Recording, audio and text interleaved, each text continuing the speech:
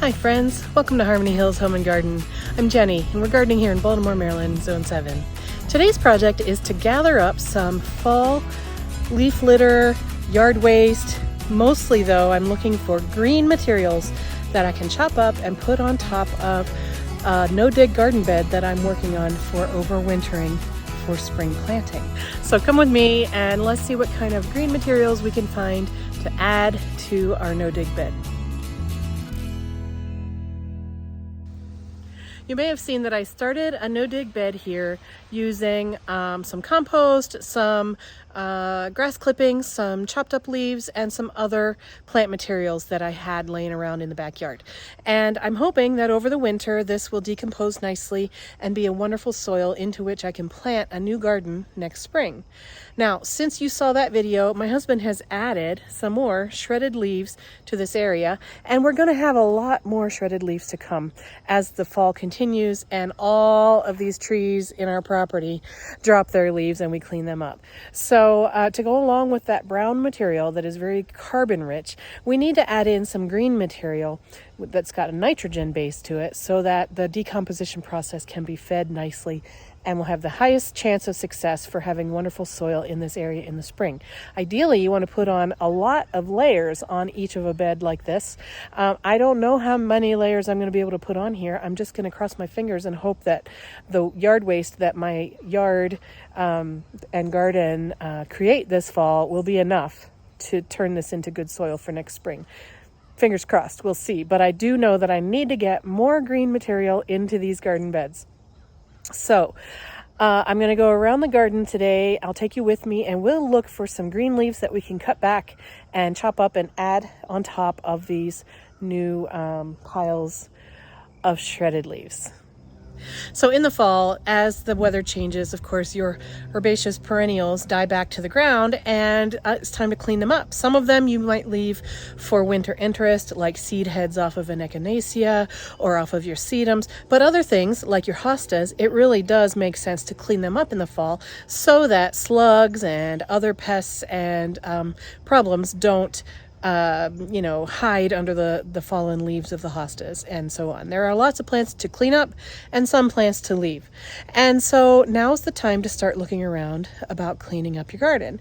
And here I am in my side yard garden, and there's a lot of green leaves here in this garden. You can certainly see we've got lots and lots of hostas, we've got brunera, we've got pulmonaria, astilbe, some ferns, and then on this other side, we have those same kinds of plants, plus we have some coleus and some aurelia and some other things in here that are currently dying back for the fall. For example, this hosta here, this is a sum in substance. It's drying out and turning yellow. Some of these hostas are still looking really good. This Sun King is really looking worse for the wear, so it's probably ready to go, and so on. Now, forgive the leaf litter mess that you see here and all the fallen walnuts that we still have around here. But if you can ignore the leaf litter, actually this garden isn't really ready to cut back. The hostas along here are nice and fresh. They've put out new growth that actually doesn't have slug damage on them, so that's pretty nice. Again, this hosta here, these heucheras, a lot of these plants are looking really good, and it's too soon to cut them back. Otherwise, this garden would be just nothing to look at too soon. I can still get another couple of weeks off of this foliage. So I think I'm not really going to be doing much in here. But I do have some plants that I can cut back now because they're not in high traffic areas or because they're looking really damaged from deer or slugs or other pests. And so let's go on a hunt and find something that we can cut back. All right, looking around the garden, the first thing I found that is definitely ready to be cut back are these Shasta daisies. These are Becky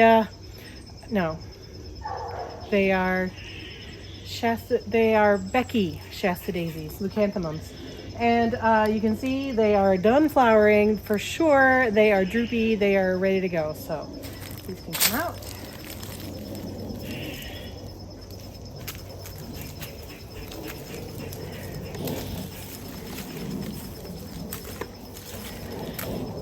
Can you see down here, they've got a new stand of leaves getting ready to pop out for next spring. So I'm not going to just put these out on those flower beds like this. I'm going to actually chop these up just a little bit just to get them going in their decomposition process, just to make it a little bit easier for those beds to have nice friable soil next spring. Watch your fingers. All right. So let me take down all these daisies. And I'll go ahead and take this lily while I'm here.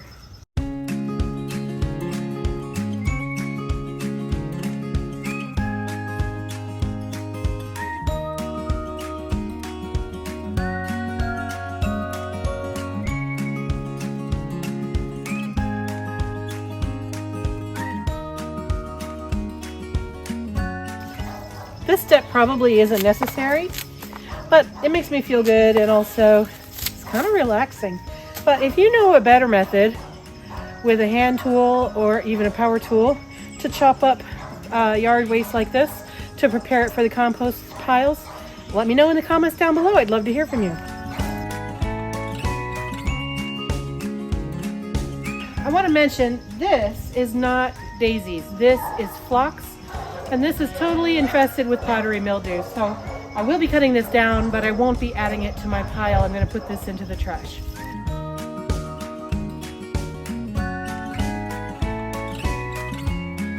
All right, so that looks quite a bit nicer without those daisies there anymore. The hostas, I could take them, I could leave them. I'll go ahead and take them now. I'm not taking out all of my hostas in the yard today. But since I'm here and since they're looking pretty brown and ratty around the edges, I'll go ahead and take these ones.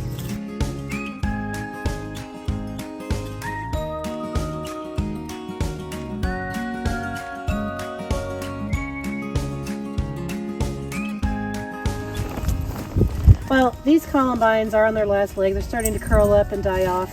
And that hosta has definitely seen better days. So all of these greenery plants are going to be cut back now. Also, while I'm here, I'll go ahead and cut off the leaves of these violets, and then they'll flush out new fresh growth.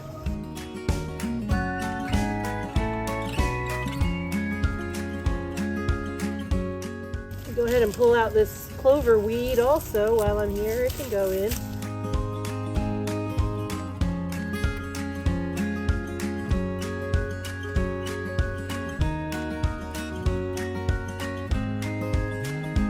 Make sure to remind you that your garden is your garden, and don't let anybody else tell you what you should or shouldn't do in your garden if you don't want to do it. For example, this hosta, this is a June hosta, and during the summer season it's much brighter colored than this, but in the fall it's taking on these deep dark hues, and I really like the way this hosta is looking. I'm not going to cut this back now. I'm going to let it die back on its own a few more weeks. Whereas this hosta is really kind of ugly looking to me. It's been eaten up by slugs. It has dried out. It's got a lot of damage on the edges from drought or sunburn or whatever. And so I'm going to cut this one back and leave this one here.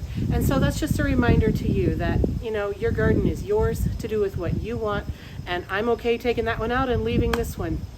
It all works. Just be you.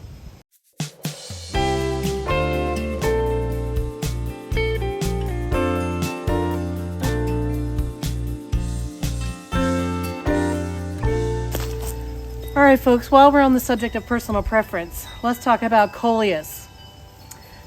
Coleus is not my favorite plant. I kind of am at best indifferent to them, and sometimes I just don't like them. I don't know why. So, some of you in the comments on previous videos have asked, am I going to take cuttings of these plants and save them over the winter inside so that I can have them next year? That's a hard no. I will pass for sure, because that's a lot of work inside during the winter for a plant that it's not my favorite. But if you like coleus, great. And if you like to take cuttings and overwinter them so that you can have them next year, that's awesome. Yay! You do you, I'll do me. This is going into the compost piles.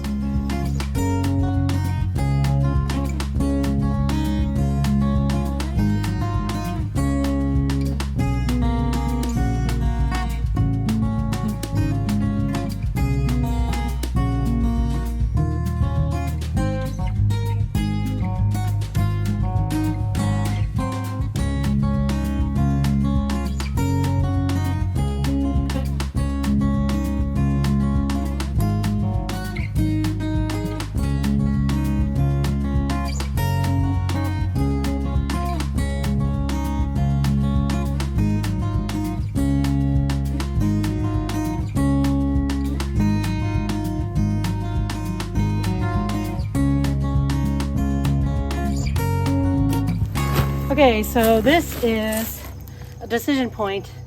This is Walker's Low Nepeta. I can leave this. This will stay mostly evergreen over the winter, although it will dry a little bit to a little bit of a silver dried shrubby plant. So I could leave it. Oh gosh, it smells so good. I could leave it and then it would be something in this flower bed over the winter. Or I could cut it and it'll be a little bit neater looking. So I think this year I'm going to cut it down, and then in the spring it'll reflush out. Yeah, that's what I'm going to do. It'll look nicer in the winter if it's not here. These are Echinacea purpurea. They are definitely done blooming this season. I will cut them down now.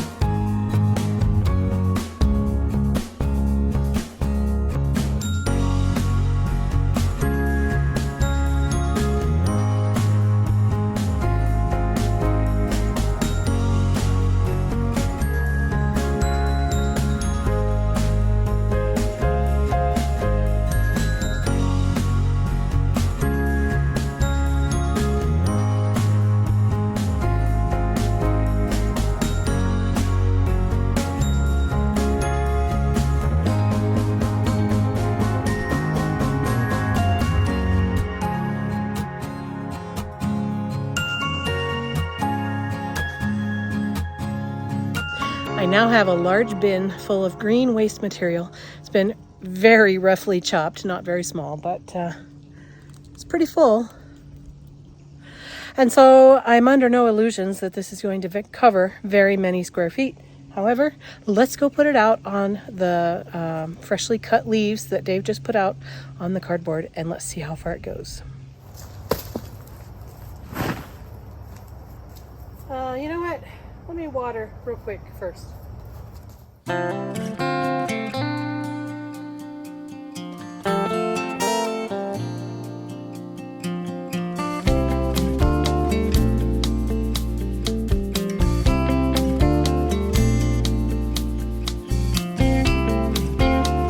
Okay, so it looks like I have more than I need for the layer that's on top of these shredded leaves. That second area right there already has plant waste, compost, and shredded leaves. That one over there has grass clippings and shredded leaves. So what I'm going to do with the extras here is pull it down on top of this cardboard and start the next section. And then, so we'll have green here with leaves underneath it, and then here we'll have green. We'll put leaves on top of it later.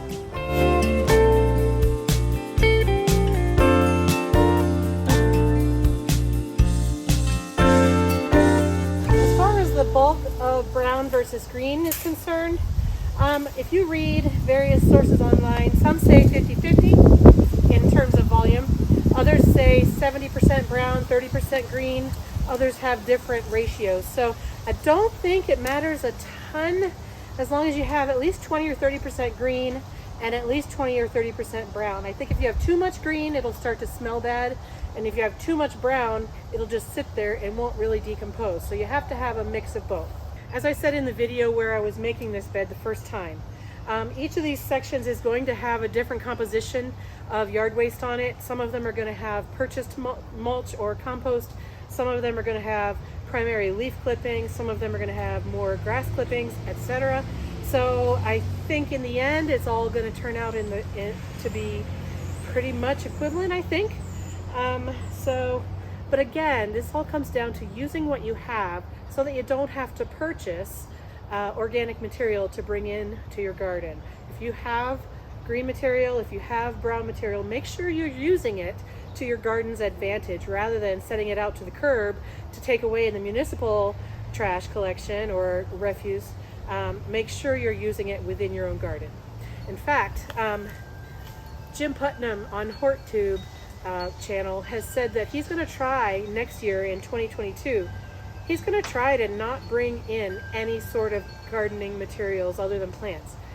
He's going to try to make his own compost and use that as his mulch. I'm very curious to see if he's able to do that, because his property is about a third of the size of mine. We have 0.53 acres. He has 0.2. He has 0.2. We have 0.5. So he's just about half of what we have here. So if he can make enough organic material to serve his garden needs, we certainly can, because we have way more trees and way more planting beds than he does. So I'm going to keep a close eye on what he does next year. Anyway, so this is the end of my project for today. I've got another section of my bed underway here, and I will be continuing to add to this. I probably won't video anymore about how I'm making these beds. You get the idea. I'm going to continue to layer brown and green materials on top of here and along the side as well. And hopefully by the spring we'll have beautiful garden beds to plant into. Thank you so much for joining me today. I hope you have a wonderful day in your garden, friends, and I hope to see you again in another video really soon. Bye!